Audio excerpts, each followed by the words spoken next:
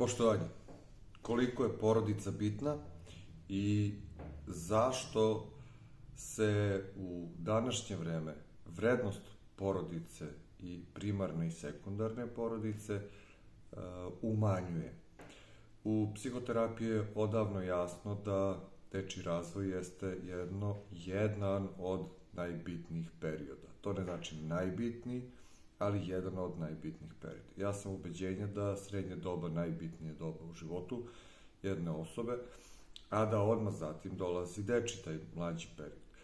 Taj mlađi period provodimo u okviru svoje primarne porodice, oca i majke, kasnije, ako Bog da i ako karakter, priroda i potrebe daju, a čovek ima svoju sekundarnu porodicu, na razvoje odnos muž, žena, deca. Znači, ovde pričam za najveći broj ljudi, nemojte odmah da skačete i da se pronalazite uvređenim, jednakim, ok, sve je u redu, ja pričam o porodici, a porodica da bi postajala, te generacije koje dolaze mora da ulaze u brakove i da osnivaju nove porodice. Tako da, to je samo poenta.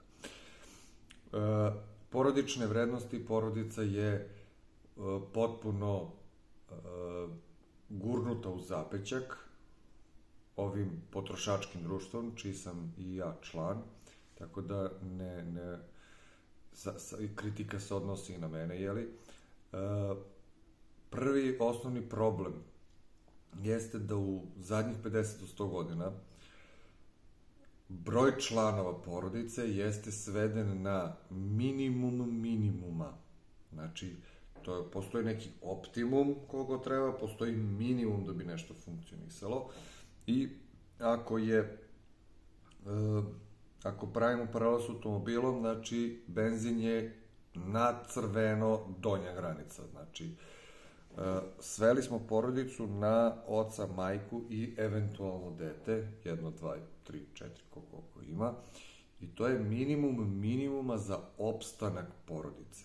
Znači, mi smo u toj situaciji jedna osoba daleko od katastrofe, što znači da porodica nije uvek tako izgledala.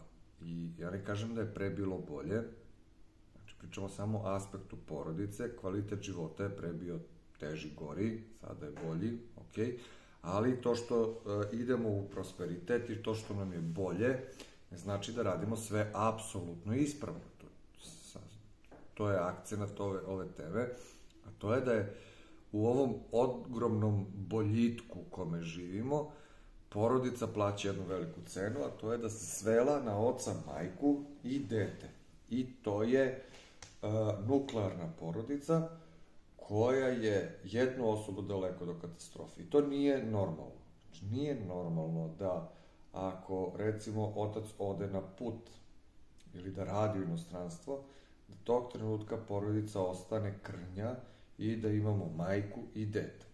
Kako se to prerešavalo? Pa jednostavno ljudi su živeli u većim porodicama.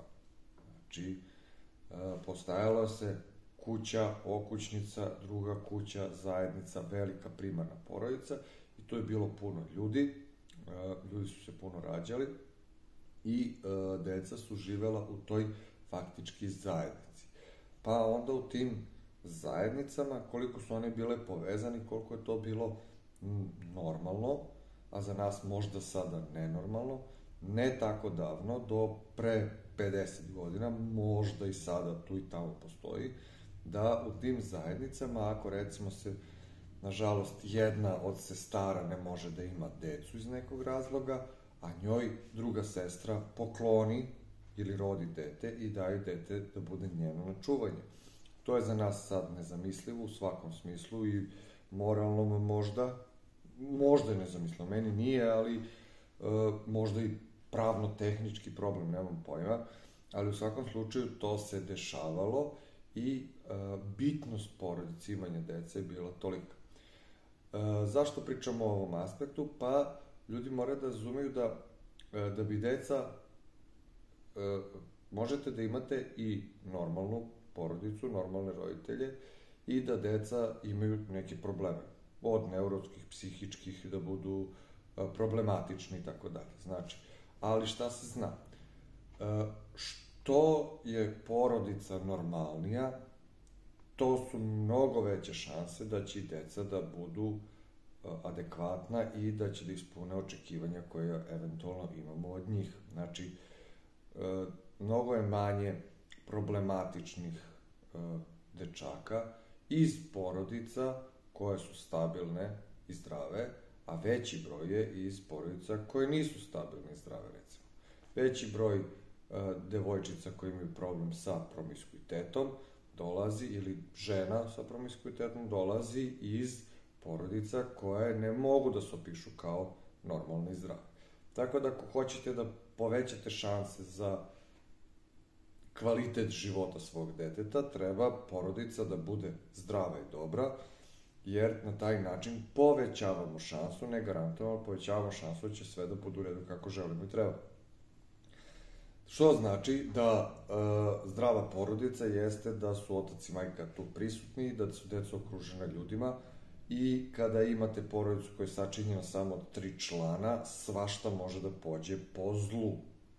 To se ne odnosi samo na gubitak jednog od roditelja, to se odnosi i na razvod, pa deca onda u takvim nuklearnim porodicama katastrofa doživljavaju razvod. Razvod sam po sebi nije dobra stvar i on ne može da bude dobar, ali može da se podnese lakše i teže. Deca u većim zajednicama podnose to lakše, zato što su okruženi drugom decom, ljudima, rođacima i tako dalje. Tako da je taj kontakt između ljudi lekovit za decu. Takođe, nije dovoljno samo da porodica ima, da imate tešinu, da se niko ne svađao. To nije dovoljno da bi deca bila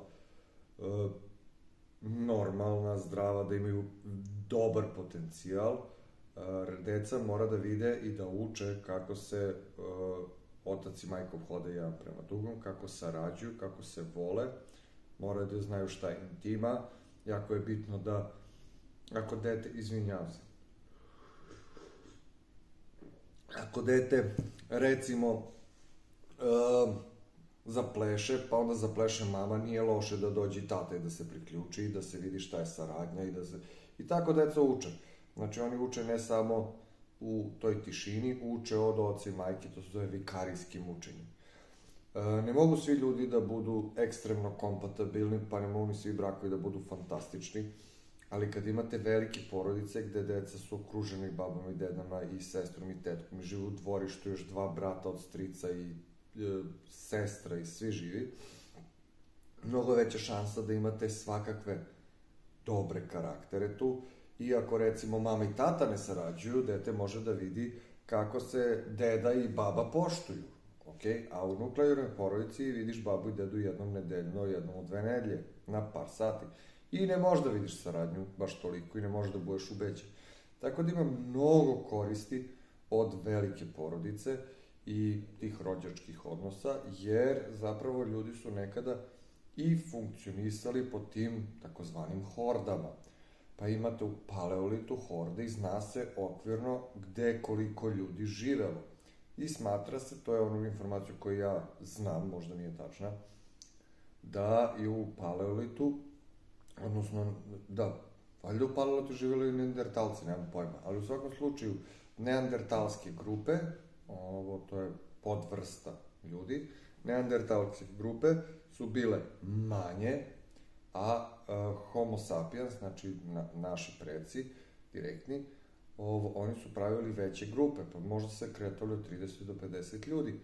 I svi su imali zadatke i deca su se čuvala na angro i takva ponašanja onda imate da se ponavljaju repetativno kroz različite kulture i Afrike i Azije i Australije, u Evropi, svuda. Tako da, lekovitost porodice i većeg broja ljudi je definitivno prisutna, a mi smo zbog potrošačkog sistema i slobode istovremeno mnogo prednosti ima i biti valjda sam. Kad imaš nekog debila u porodici, valjda je super da, recimo, alkoholičar, problematičan, nesaradljiv, agresivan, onako, ti se odseliš i rešiš problem. Tako da ima i prednosti mane. Ja ovde pričam u videu samo o manama, što ne znači da ovo je jednolično. Porodica je toliko bitna da jedan od najvećih, ja smatram najveći filozof uopšte od kad je sveta i veka, Hegel, govori o razvoju fenomenologiji duha, to je razvoj našeg duha. I on smatra da postoji 4 nivoa i da brak, porodica, jeste jedan od fundamentalnih elemenata jednog od najvećeg nivoa. Znači, 4 nivoa razvoja svest, samosvest, duh i apsolutni duh. On smatra da porodica učestvuje u razvoju duha, znači on 3. najvišeg nivoa, što je ono kao nedostižno verovatno za najveći broj nas, 3. kamoli 4. nivo da dosegnemo apsolutni duh. I on smatra da je imati porodicu i odnos možda, ne možda, nego bitniji od odnosa između brata i sestre jednog trenutka. Naravno, on to priča na svom nerazumnom jeziku, koji ne bi da vam čitam jer ništa nećemo da razumemo, ali hoću da vam kažem da i tako veliki filozofi imaju jako visoko mesto za porodicu i porodične odnose. Pa u tom kontekstu treba da se zapitamo šta mi radimo unutar porodice. Takođe, ako hoćete, možemo neki put da organizujemo video na temu koje su uloge, odgovornosti sa psihološke strane jednog muškarca i jedne žene unutar porodice, šta bi trebalo i naravno, svaki put kad pričamo nešto da treba, uvek će se pojavi neki koji kaže nije tačno i on je u pravu, ali ja ne mogu rečima da opišem sve mogućnosti koje mogu da se nađu, nego zamišljam jednu predstavnika neke porodice, pa onda počnemo da razgovaramo šta je bile obaveze i odgovornosti sa svake strane. Šta naša kultura tu pravi problem, gde meni se čini da to se opet ne odnosi na sve. Imate i dalje muškarce koji sasvim solidno nose svoju ulogu, možda i prejako, tu mušku ulogu, ali u suštini ovo potrošačko društvo razvodnjuje muškarca. Razvodnjuje, dovodi ga u situaciju da sve više i više preuzima uloge koje mu ne trebaju i tako promašuje da bude ono što on treba da bude i tako se onda ponaša kao kuvana žaba i jednostavno ništa ne može da napravi i postaje u pragmatičnom smislu spram sveta impotentan. Ali ako to želite, pišite dole pa možemo da razradimo tu temu, a danas sam hteo da pričam o porodici, o bitnosti porodici, koliko je to jako fundamentalna stavka u rastu i razvoju individualnog našeg duha i bitno je za našu decu. Ako vam se dopao video, lajkujte, subscribeujte se, pa se vidimo u nekom drugom. Pozdrav!